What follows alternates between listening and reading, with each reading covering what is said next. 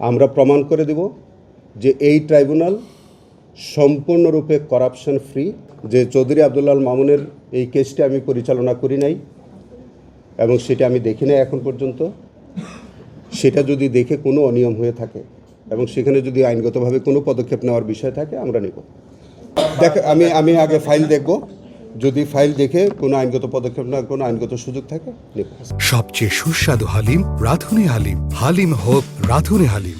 আমি আপনাদেরকে সুস্পষ্টভাবে একটা কথা বলতে চাই, আমার দায়িত্ব পালনকালে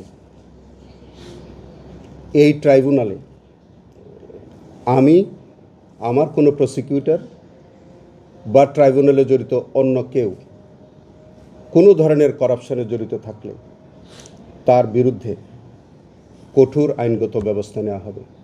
আমরা প্রমাণ করে দেব যে এই ট্রাইব্যুনাল সম্পূর্ণরূপে করাপশন ফ্রি একটি ট্রাইব্যুনাল হিসেবে আন্তর্জাতিক মানের যে বিচার, সেই মানের একটি বিচার এখানে অনুষ্ঠিত হবে।